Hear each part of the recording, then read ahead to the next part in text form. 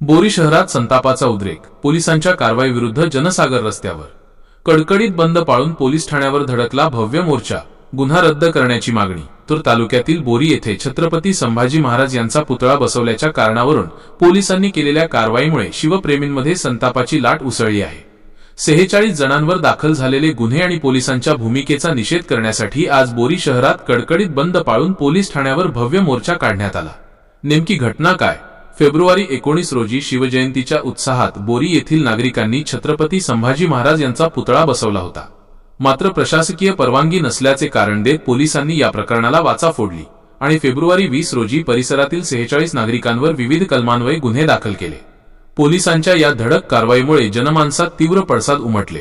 आंदोलकांच्या प्रमुख मागण्या। आज सकाळी बोरी आणि परिसरातील हजारो हिंदू बांधव एकवटले आणि त्यांनी पोलीस प्रशासनाच्या विरोधात मोर्चा काढला। यावेळी उपविभागीय पोलीस अधिकाऱ्यांना निवेदन देण्यात आले, ज्यामध्ये प्रामुख्याने खालील मागण्या करण्यात आल्या। दोषींवर कारवाई, पोलीस बीट जमादार दिलावर खान पठाण यांना तात्काळ निलंबित करण्यात यावे, गुन्हे मागे घ्या, शिवप्रेमींवर दाखल करण्यात आलेले चुकीचे एफआयआर त्वरित रद्द करावेत। आंदोलनाचा इशारा, मागण्या मान्य न झाल्यास येत्या मंगळवारी पुन्हा तीव्र आंदोलन छेडले जाईल। प्रशासकीय यंत्रणा हाय अलर्टवर।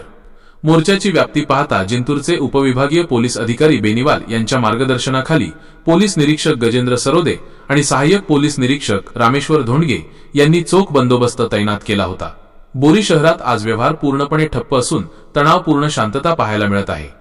थोडक्यात पुतळा बसवण्यावरून सुरू झालेला हा वाद आता पोलीस विरुद्ध नागरिक असा रंगला असून प्रशासनाच्या भूमिकेकडे संपूर्ण तालुक्याचे लक्ष लागले आहे।